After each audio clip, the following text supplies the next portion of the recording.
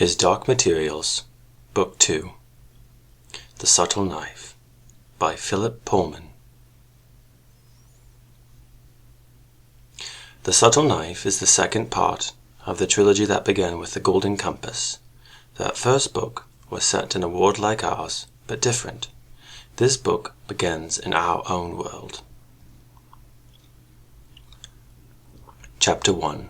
The Cat in the Hornbeam Trees. Will tugged at his mother's hand and said, "Come on, come on." But his mother hung back. She was still afraid. Will looked up and down the narrow street in the evening light, along the little terrace of houses, each behind its tiny garden and its box hedge, with the sun glaring off the windows of one side and leaving the other in shadow. There wasn't much time. People would be having their meal about now, and soon there would be other children around, to stare and comment and notice. It was dangerous to wait, but all he could do was persuade her, as usual. "Mum, let's go in and see Mrs. Cooper," he said. "Look, we're nearly there." "Mrs. Cooper?" she said doubtfully. But he was already ringing the bell. He had to put down the bag to do it, because his other hand still held his mother's. It might have bothered him at 12 years of age to be seen holding his mother's hand, but he knew what would happen to her if he didn't. The door opened, and there was the stooped elderly figure of the piano teacher, with the scent of lavender water about her as he remembered. "Who's that? Is that William?" the old lady said. "I haven't seen you for over a year. What do you want, dear?" "I want to come in, please, and bring my mother," he said firmly. Miss Cooper looked at the woman with her untidy hair and the distracted half-smile, and at the boy with the fierce, unhappy glare in his eyes, the tight-set lips, the jutting jaw. And then she saw that Miss Perry, Will's mother, had put makeup on one eye but not on the other, and she hadn't noticed, and neither had Will. Something was wrong. "Well," she said, and stepped aside to make room in the narrow hall. Will looked up and down the road before closing the door, and Miss Cooper saw how tightly Miss Perry was clinging to her son's hand, and how tenderly he guided her into the sitting room where the piano was. Of course, that was the only room he knew. And she noticed that Mrs. Perry's clothes smelled slightly musty, as if they'd been too long in the washing machine before drying, and how similar the two of them looked as they sat on the sofa with the evening sun full on their faces, their broad cheekbones, their wide eyes, their straight black brows. "What is it, William?" the old lady said. "What's the matter?" "My mother needs somewhere to stay for a few days," he said. "It's too difficult to look after her at home just now. I don't mean she's ill. She's just kind of confused and muddled, and she gets a bit worried. She won't be hard to look after. She just needs someone to be kind to her, and I think you could probably do that quite easily, probably." The woman was looking at her son without seeming to understand, and Mrs. Cooper saw a bruise on her right cheek. Will hadn't taken his eyes off Mrs. Cooper, and his expression was desperate. "She won't be expensive," he went on.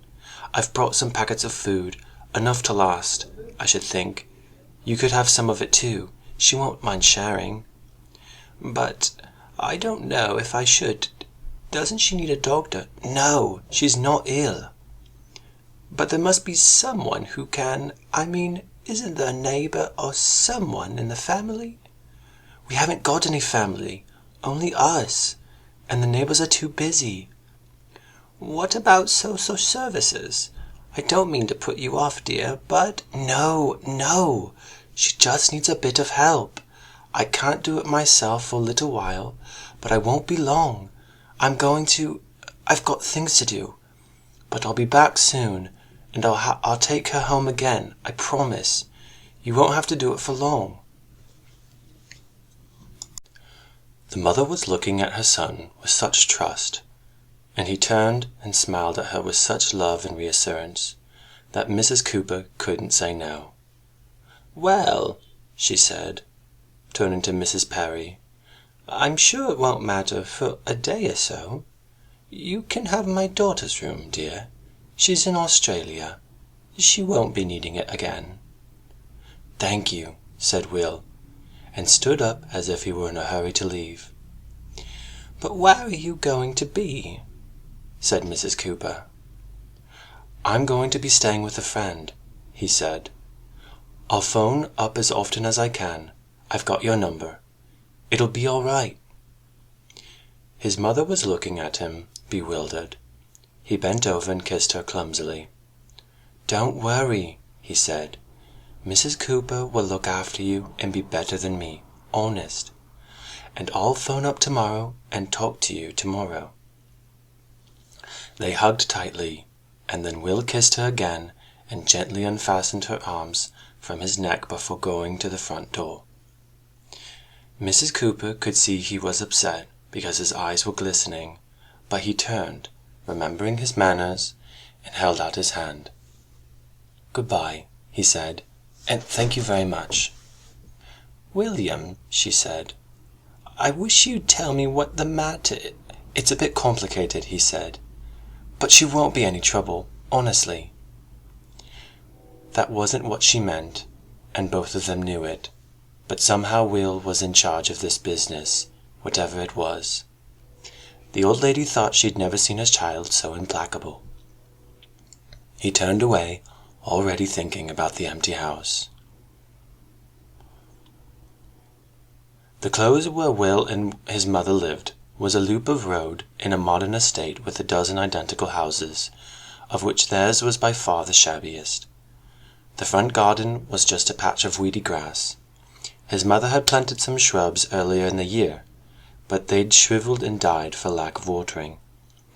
As Will came around the corner, his cat, Moxie, rose up from her favourite spot under the still-living hydrangea and stretched before greeting him with a soft meow and butting her head against his leg.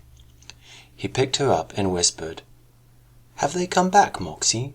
Have you seen them?" The house was silent. In the last of the evening light, the man across the road was washing his car, but he took no notice of Will, and Will didn't look at him either. The less notice people took, the better. Holding Moxie against his chest, he unlocked the door and went in quickly. Then he listened very carefully before putting her down. There was nothing to hear. The house was empty.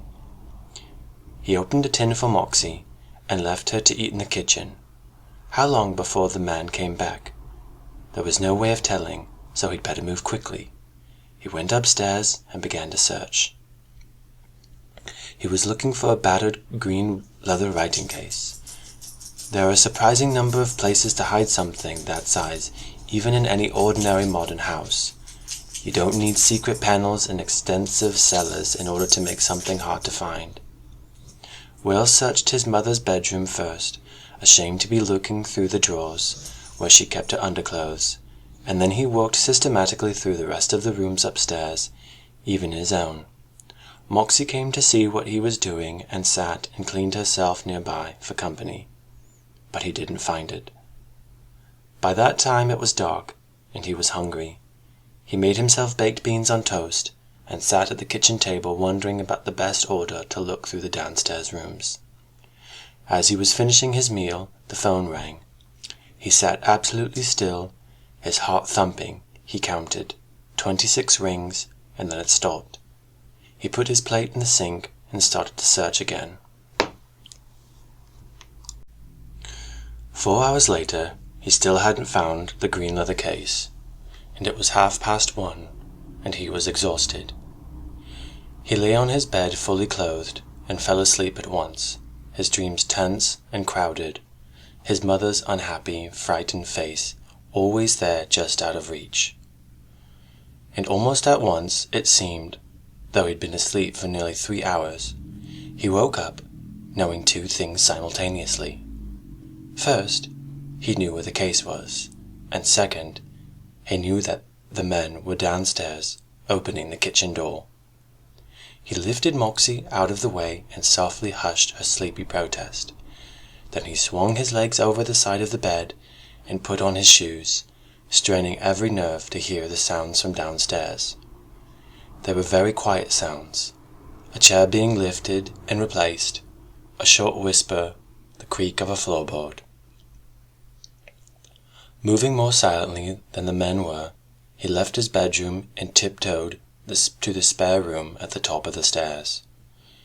It wasn't quite pitch dark, and in the ghostly grey pre-dawn light he could see the old Treadle's sewing machine. He'd been through the room thoroughly only hours before, but he'd forgotten the compartment at the side of the sewing machine, where all the patterns and bobbins were kept. He felt for it delicately, listening all the while. The men were moving about downstairs, and Will could see a dim flicker of light that might have been a flashlight at the edge of the door. Then he found the catch of the compartment and clicked it open, and there, just as he'd known it would be, was the leather writing case. And now what could he do? He crouched in the dimness, heart pounding, listening hard. The two men were in the hall downstairs. He heard one of them say quietly, "Come on, I can hear the milkman down the road." "It's not here, though," said the other voice. "We'll have to look upstairs." "Go on, then. Don't hang about." Will braced himself as he heard the quiet creak of the top step. The man was making no noise at all, but he couldn't help the creak if he wasn't expecting it. Then there was a pause. A very thin beam of flashlight swept along the floor outside. Will saw it through the crack. Then the door began to move. Will waited till the man was framed in the open doorway, and then exploded up out of the dark and crashed into the intruder's belly. But neither of them saw the cat. As the man had reached the top step, Moxie had come silently out of the bedroom and stood with raised tail just behind the man's legs, ready to rub herself against them. The man, who was trained and fit and hard, could have dealt with Will, but the cat was in the way, and as the man tried to move back, he tripped over her. With a sharp gasp, he fell backward down the stairs and crashed his head brutally against the hall table. Will heard a hideous crack and didn't stop to wonder about it. Clutching the writing case, he swung himself down the banister, leaping over the man's body that lay twitching and crumpled at the floor of the flight, seized the tattered tote bag from the table, and was out of the front door and away before the other man could do more than come out of the living room and stare. Even in his fear and haste, Will wondered why the other man didn't shout after him, or chase him. They'd be after him soon, though, and their cars and their cell phones. The only thing to do was run. He saw the milkman turning into the close, the lights of his electric cart pallid in the dawn glimmer that was already filling the sky.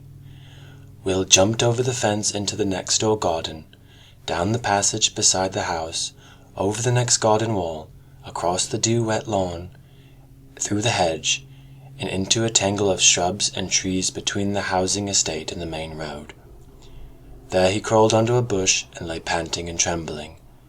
It was too early to be out on the road. Wait till later, when the rush hour started. He couldn't get out of his mind the crack as the man's head struck the table, and the way his neck was bent so far and in such a wrong way, and the dreadful twitching of his limbs. The man was dead. He'd killed him. He couldn't get it out of his mind, but he had to. There was quite enough to think about. His mother, would she really be safe where she was? Mrs. Cooper wouldn't tell, would she? Even if Will didn't turn up as she said he would, because he couldn't, now that he'd killed someone. And Moxie, who'd feed Moxie? Would Moxie worry about where they were? Would she try to follow them?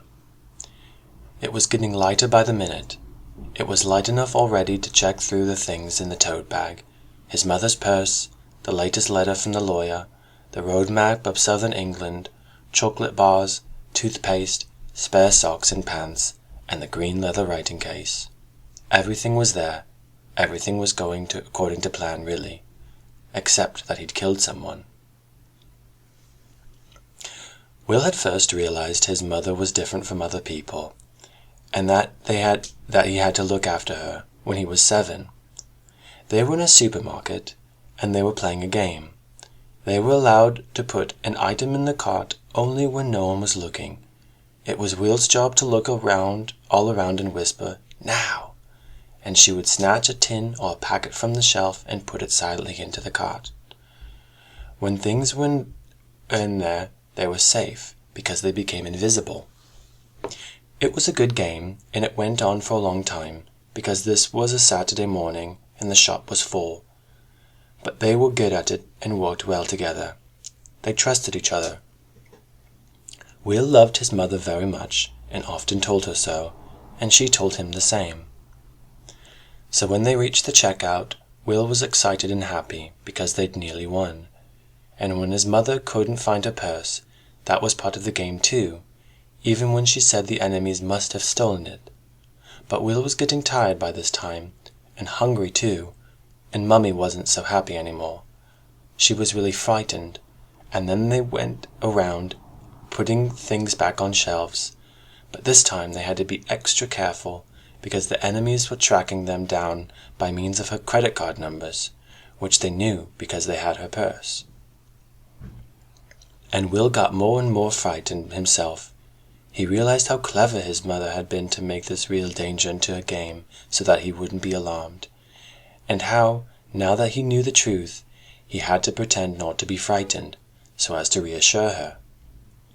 So the little boy pretended it was a game still, and she didn't have to worry that he was frightened, and they went home without any shopping, but safe from the enemies, and then Will found the purse on the hall table anyway. On Monday, they went to the bank and closed her account, and opened another somewhere else, just to be sure. Thus, the danger passed. But sometime during the next few months, Will realized slowly and unwillingly that those enemies of his mother's were not in the world out there, but in her mind. That made them no less real, no less frightening and dangerous. It just meant he had to protect her even more carefully. And from the moment in the supermarket, when he had realized he must pretend in order not to worry his mother, part of Will's mind was always alert to her anxieties. He loved her so much he would have died to protect her. As for Will's father, he had vanished long before Will was able to remember him. Will was passionately curious about his father, and he used to plague his mother with questions, most of which she couldn't answer. Was he a rich man? Where did he go? Why did he go? Is he dead? Will he come back? What was he like? The last question was the only one she could help him with. John Perry had been a handsome man, a brave and clever officer in the Royal Marines, who had left the army in order to become an explorer and lead expeditions to remote parts of the world. Will thrilled to hear about this. No father could be more exciting than an explorer. From then on, in all his games, he had had an invisible companion. He and his father were together hacking through the jungle, shading their eyes to gaze out across stormy seas from the deck of their schooner, holding up a torch to decipher mysterious inscriptions in a bat-infested cave. They were the best of friends. They saved each other's life countless times. They laughed and talked together over campfires long into the night. But the older he got, the more Will began to wonder. Why were there no pictures of his father in this part of the world or that, riding with the frost-bearded men on the Arctic sledges, or examining creeper-covered ruins in the jungle? Had nothing survived of the trophies and curiosities he must have brought home? Was nothing written about him in a book? His mother didn't know, but one thing she had said stuck in his mind. She said, "One day, you'll follow in your father's footsteps. You're going to be a great man, too. You'll take up his mantle." And though Will didn't know what it meant, he understood the sense of it, and felt uplifted with pride and purpose. All his games were going to come true. His father was alive, lost somewhere in the wild, and he was going to rescue him and take up his mantle. It was worth living a difficult life if you had a great aim like that. So he kept his mother's troubled secret. There were times when she was calmer and clearer than others, and he took care to learn from her then how to shop and cook and keep the house clean, so that he could do it when she was confused and frightened. And he learned how to conceal himself too, how to remain unnoticed at school, how not to attract attention from the neighbors, even when his mother was in such a state of fear and madness that she could barely speak. What Will himself feared more than anything was that the authorities would find out about her and take her away, and put him in a home among strangers. Any difficulty was better than that, because there came times when the darkness cleared from her mind, and she was happy again, and she laughed at her fears and blessed him for looking after her so well, and she was so full of love and sweetness then that he could think of no better companion, and wanted nothing more than to live with her alone forever. But then the men came. They weren't police, and they weren't social services, and they weren't criminals, as far as Will could judge. They wouldn't tell him what he wanted, in spite of his efforts to keep them away. They'd speak only to his mother, and her state was fragile just then. But he listened outside the door, and heard them ask about his father, and he felt his breath come more quickly. The men wanted to know where John Parry had gone, and whether he'd sent anything back to her, and when she'd last heard from him, and whether he'd had contact with any foreign embassies. Will heard his mother getting more and more distressed, and finally he ran into the room and told her to go. He looked so fierce that neither of the men laughed, though he was so young. They could have easily knocked him down, or held him off the floor with one hand, but he was fearless, and his anger was hot and deadly. So they left. Naturally, this episode strengthened Will's conviction. His father was in trouble somewhere, and only he could help. His games weren't childish anymore, and he didn't play so openly. It was coming true, and he had to be worthy of it. And not long afterward, the men came back, insisting that Will's mother had something to tell them. They came when Will was at school, and one of them kept her talking downstairs while the other searched the bedrooms. She didn't realize what they were doing, but Will came home and found them, and once again he blazed at them, and once again they left. They seemed to know he wouldn't go to the police, for fear of losing his mother to the authorities, and they got more and more persistent. Finally, they broke into the house when Will had gone to fetch his mother home from the park. It was getting worse for her now, and she believed that she had to touch every separate slat and every separate bench beside the pond. Will would help her to get it done quicker. When they got home that day, they saw the back of the men's car disappearing out of the close, and he got inside to find that they'd been through the house and searched most of the drawers and cupboards. He knew what they were after. The green leather writing case was his mother's most precious possession. He would never dream of looking through it, and he didn't even know where she kept it. But he knew it contained letters, and he knew she read them sometimes and cried, and it was then that she talked about his father. So Will supposed that this was what the men were after, and knew he had to do something about it. He decided first to find somewhere safe for his mother to stay. He thought and thought, but he had no friends to ask, and the neighbors were already suspicious, and the only person he thought he could trust was Mrs. Cooper. Once his mother was safely there, he was going to find the green leather case, and look at what was in it, and then he was going to Oxford, where he'd find the answer to some of his questions. But the men came too soon, and now he'd killed one of them, so the police would be after him too. Well, he was good at not being noticed. He'd have to not be noticed harder than he had ever done in his life before, and keep it up as long as he could, till either he found his father or they found him. And if they found him first, he didn't care how many more of them he killed.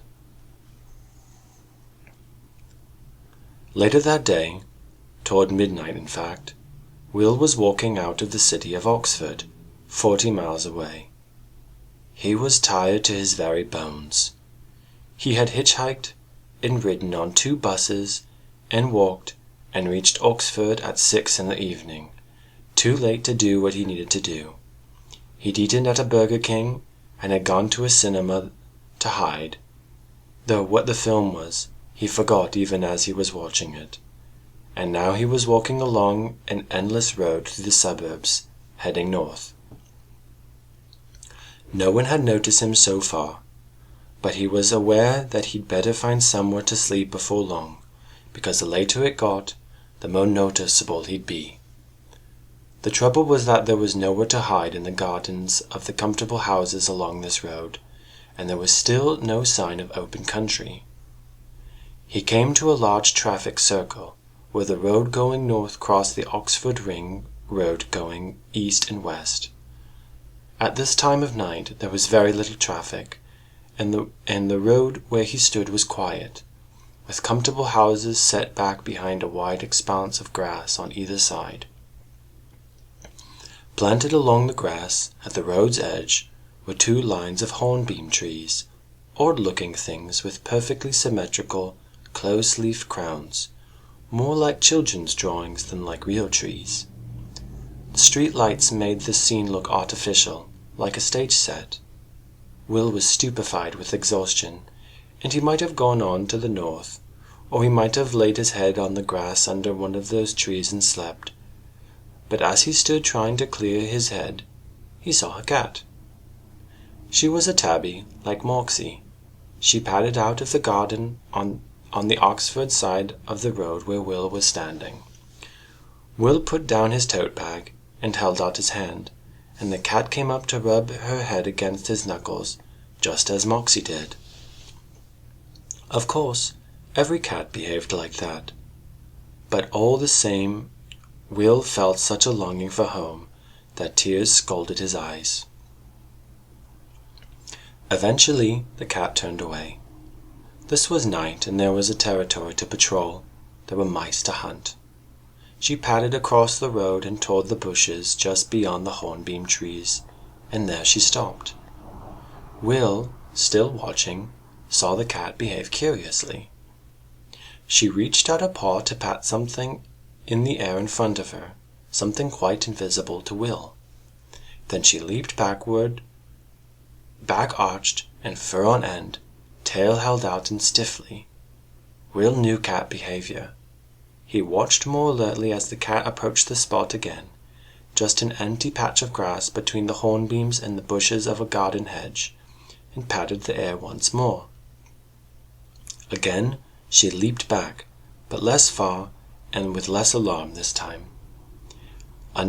After another few seconds of sniffing, touching, and whisker-twitching, curiosity overcame wariness. The cat stepped forward and vanished. Will blinked. Then he stood still, close to the trunk of the nearest tree, as a truck came around the circle and swept its lights over him. When it had gone past, he crossed the road, keeping his eyes on the spot where the cat had been investigating. It wasn't easy, because there was nothing to fix on, but when he came to the place and cast about to look closely, he saw it. At least, he saw it from some angles. It looked as if someone had cut a patch out of the air, about 2 yards from the edge of the road, a patch roughly square in the shape and less than a yard across. If you were level with the patch so that it was edge on, it was nearly invisible, and it was completely invisible from behind. You could see it only from the side nearest the road, and you couldn't see it easily even from there, because all you could see through it was exactly the same kind of thing that lay in front of it on this side, a patch of grass lit by a street light. But Will knew without the slightest doubt that the patch of grass on the other side was a different world. He couldn't have possibly said why. He knew it at once, and as strongly as he knew that fire burned and kindness was good. He was looking at something profoundly alien. And for that reason alone, it enticed him to stoop and look further. What he saw made his head swim and his heart thump harder, but he didn't hesitate. He pushed his tote bag through, and then scrambled through himself, through the hole in the fabric of this world and into another. He found himself standing under a row of trees, but not hornbeam trees. These were tall palms, and they were growing, like the trees in Oxford, in a row along the grass. But this wasn't the center of a broad boulevard, and at the side of the boulevard was a line of cafes and small shops, all brightly lit, all open, and all utterly silent and empty beneath a sky thick with stars.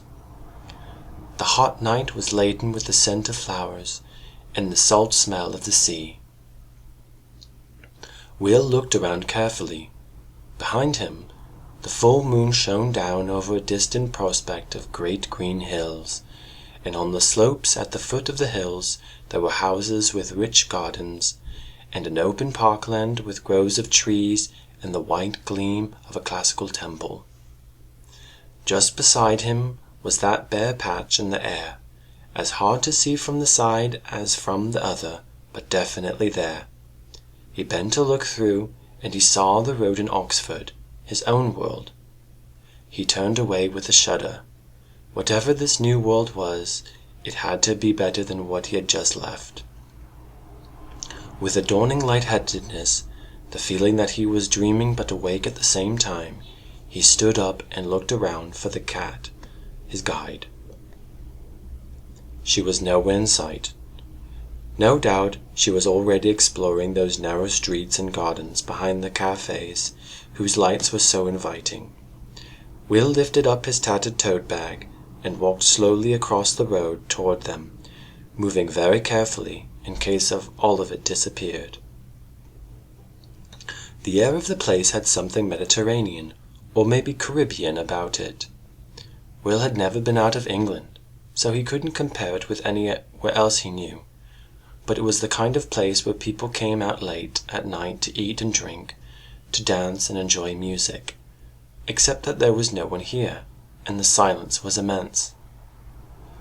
On the first corner he reached stood a cafe with little green tables on the pavement, and a zinc-topped bar, and an espresso machine. On some of the tables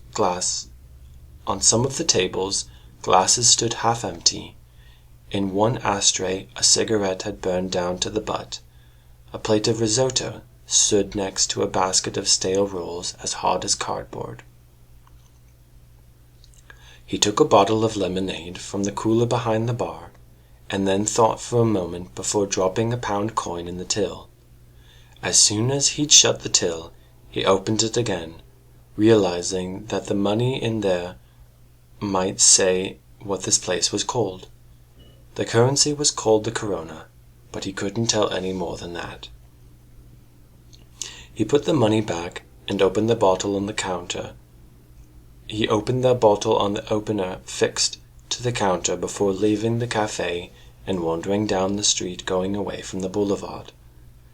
Little grocery shops and bakeries stood between jewelers and florists, and bead-curtained doors opening into private houses, where wrought-iron balconies thick with flowers overhung the narrow pavement, and where the silence, being enclosed, was even more profound.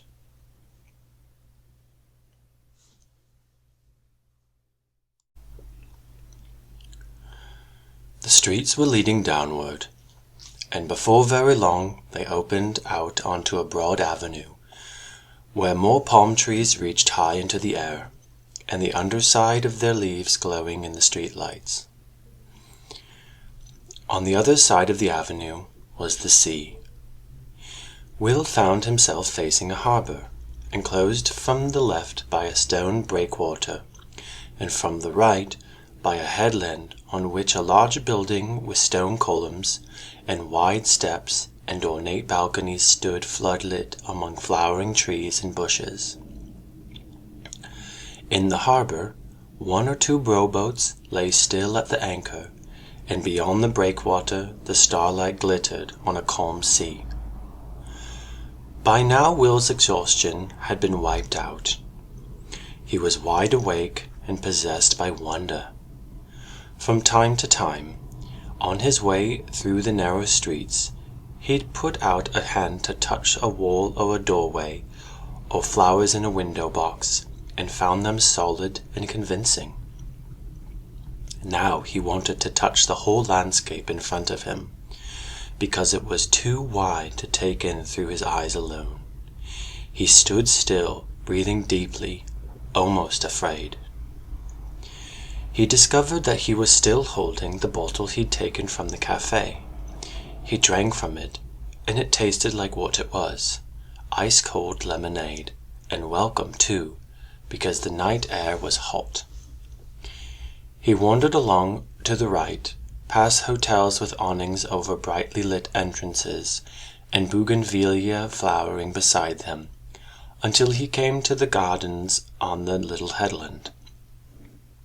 The building in the trees, with its ornate facade lit by floodlights, might have been an opera house. There were paths leading here and there among the lamp-hung oleander trees, but not a sound of life could be heard. No night birds singing, no insects, nothing but Will's own footsteps.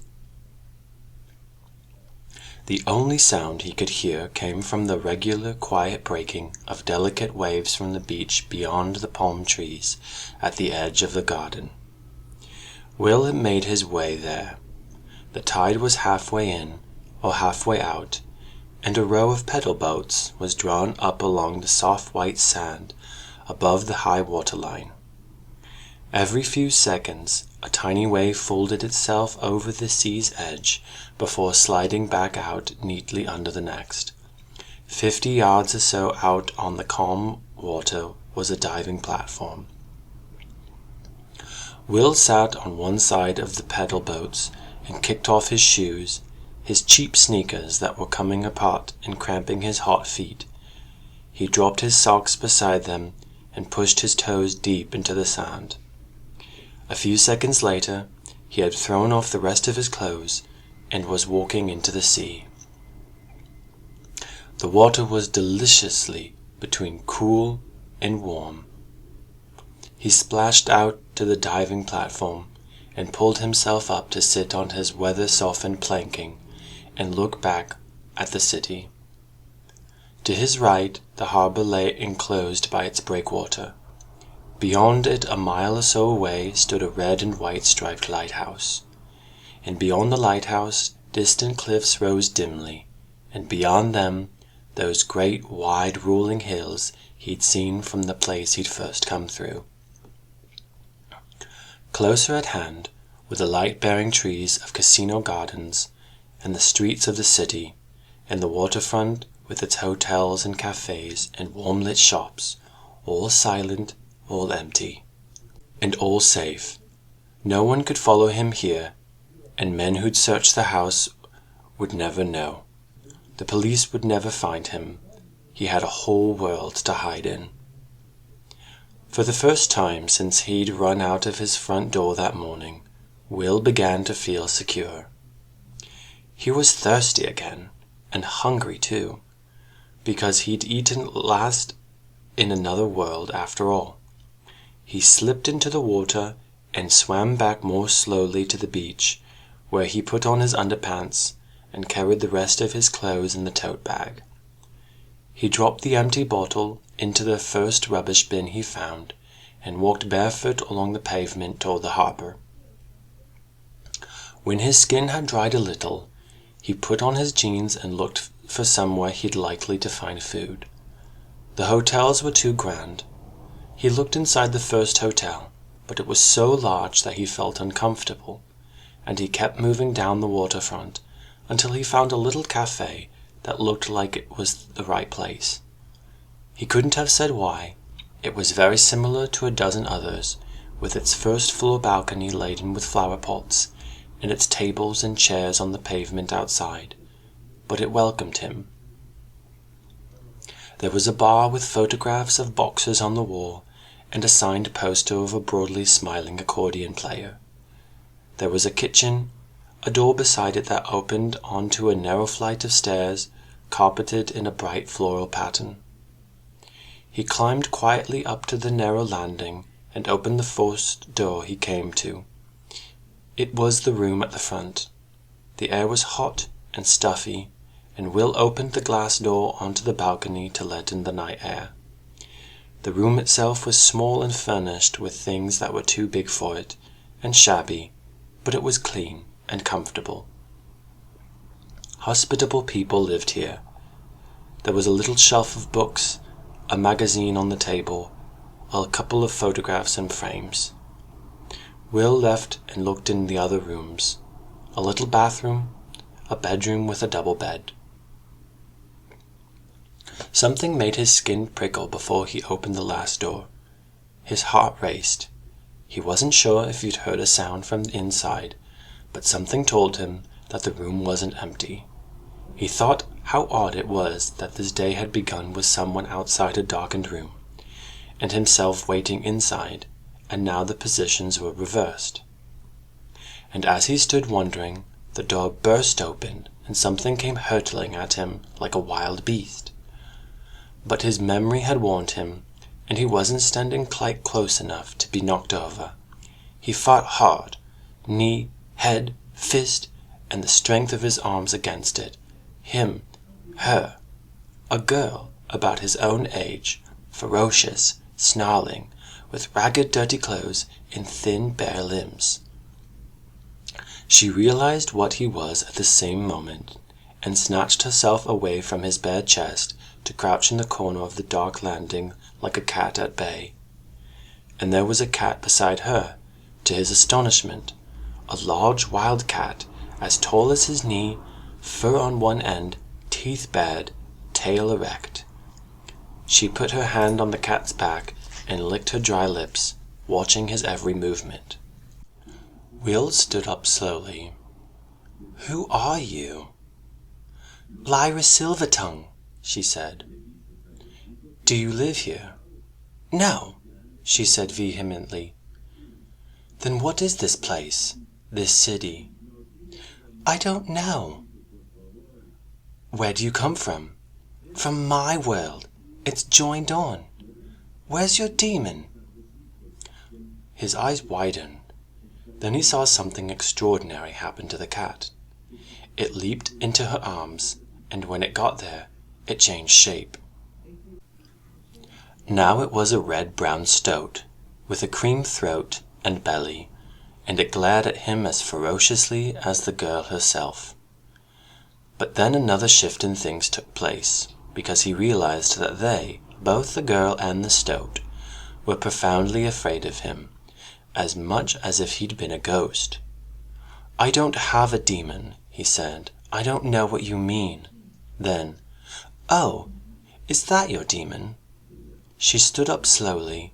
The stoat curled himself around her neck, and his dark eyes never left Will's face. "But you're alive," she said, half disbelieving. You ain't been—" "My name's Will Parry," he said. "I don't know what you mean about demons. In my world, demon means devil, something evil." "In your world? You mean this ain't your world?" "No, I just found a way in. Like your world, I suppose. It must be joined on." She relaxed a little, but she still watched him intently, and he stayed calm and quiet, as if she were a strange cat he was making friends with. Have you seen anyone else in this city? He went on. No. How long have you been here? Dunno. A few days. I can't remember. So why did you come here? I'm looking for dust, she said. Looking for dust? What? Gold dust? What sort of dust? She narrowed her eyes and said nothing. He turned away to go downstairs. I'm hungry, he said. Is there any food in the kitchen? I don't know, she said, and followed, keeping her distance from him. In the kitchen, Will found the ingredients for a casserole of chicken and onions and peppers, but they hadn't been cooked, and in the heat they were smelling bad. He swept them all into the dustbin. Haven't you eaten anything? He said, and opened the fridge. Lyra came to look. I didn't know this was here, she said. Oh, it's cold! Her demon had changed again and became a huge, brightly colored butterfly, which fluttered into the fridge briefly and out again at once to settle on her shoulder. The butterfly raised and lowered his wings slowly. Will felt he shouldn't stare, though his head was ringing with the strangeness of it. Haven't you seen a fridge before? He said. He found a can of cola and handed it to her before taking out a tray of eggs. She pressed the can between her palms with pleasure. Drink it then, he said.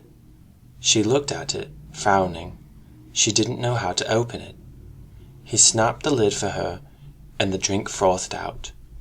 She licked it suspiciously, and then her eyes opened wide. This is good, she said, her voice half hoping and half fearful. Yeah, they have Coke in this world, obviously. Look, I'll drink some to prove it isn't poison. He opened another can. Once she saw him drink, she followed his example. She was obviously thirsty. She drank so quickly that the bubbles got up her nose, and she snorted and belched loudly, and scowled when he looked at her. I'm going to make an omelette, he said. Do you want some? I don't know what omelette is. Well, watch and you'll see. Or there's a can of baked beans if you'd like. I don't know baked beans. He showed her the can. She looked for the snap-open top like the one on the cola can. No, you have to use a can opener, he said. Don't they have can openers in your world? In my world, servants do the cooking, she said scornfully. Look in the drawer over there. She rummaged through the kitchen cutlery while he broke 6 eggs into a bowl and whisked them with a fork. That's it, he said, watching, with the red handle. Bring it here. He pierced the lid and showed her how to open the can.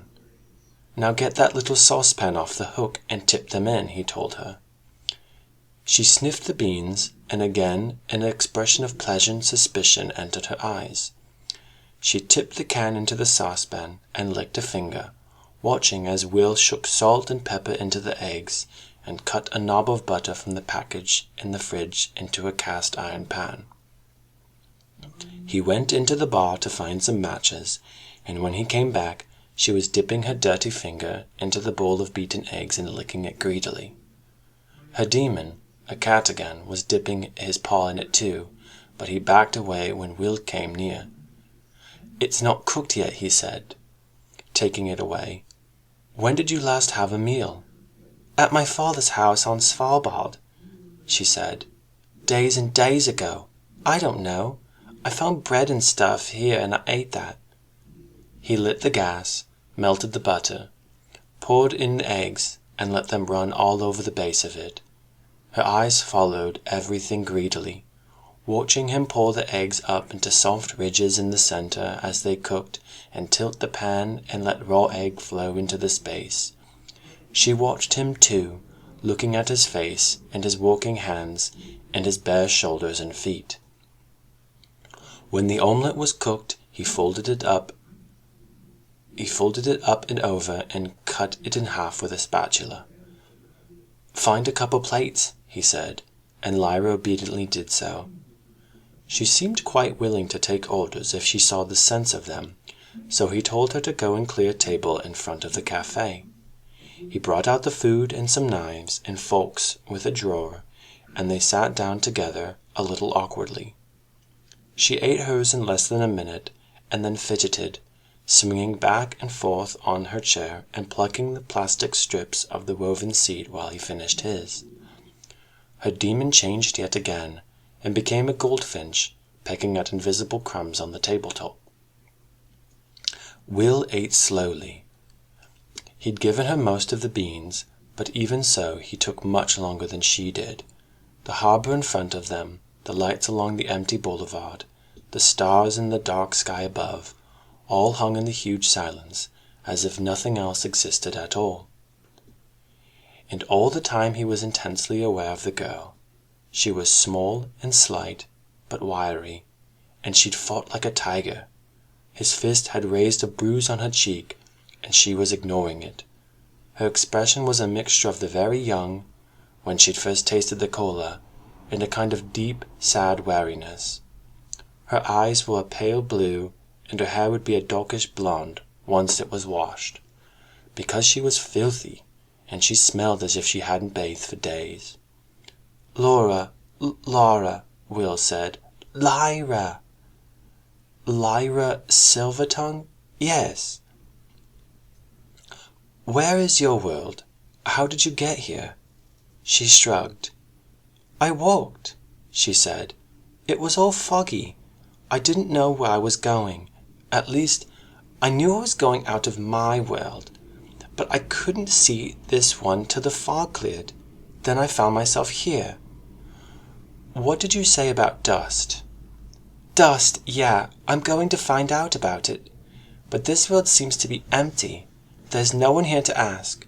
I've been here for, 3 days, maybe 4, and there's no one here. But why do you want to find out about dust? Special dust, she said shortly. Not ordinary dust, obviously. The demon changed again. He did so in the flick of an eye, and from a goldfinch he became a rat, a powerful pitch-black rat with red eyes. Will looked at him with wide, wary eyes, and the girl saw his glance. You have got a demon, she said decisively, inside you. He didn't know what to say. You have, she went on. You wouldn't be human else. You'd be half dead. We seen a kid with his demon cut away. You ain't like that. Even if you don't know you've got a demon, you have. We was scared at first when we saw you, like you was a nightgast or something, but then we saw you weren't like that at all. We? Me and Pantalaimon, us, but you, your demon ain't separate from you, it's you, a part of you, you're part of each other. Ain't there anyone in your world like us? Are they all like you, with their demons all hidden away? Will looked at the two of them, the skinny pale-eyed girl, with her black rat demon now sitting in her arms, and felt profoundly alone. I'm tired. I'm going to bed, he said. Are you going to stay in the city? Dunno. I've got to find out more about what I'm looking for. There must be some scholars in this world. There must be someone who knows about it. Maybe not in this world. But I came here out of a place called Oxford. There's plenty of scholars there, if that's what you want. Oxford, she cried. That's where I come from. Is there an Oxford in your world, then? You never came from my world?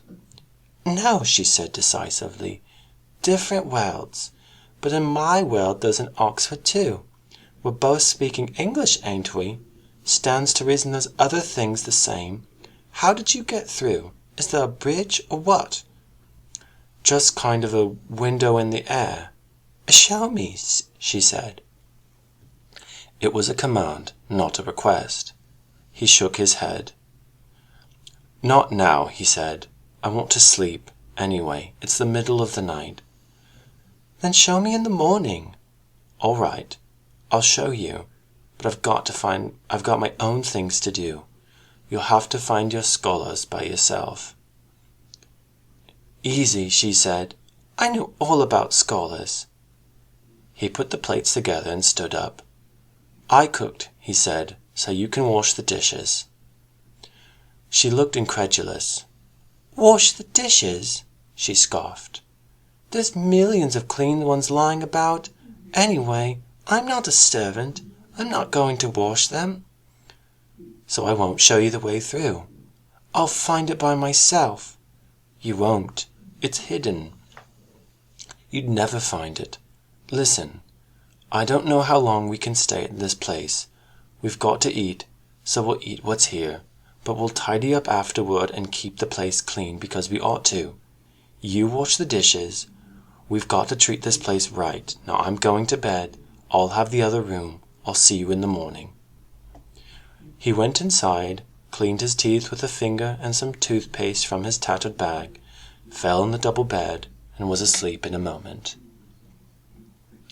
Lyra waited till he was sure he was asleep, and then took the dishes into the kitchen and ran them under the tap, rubbing hard with a cloth until they looked clean.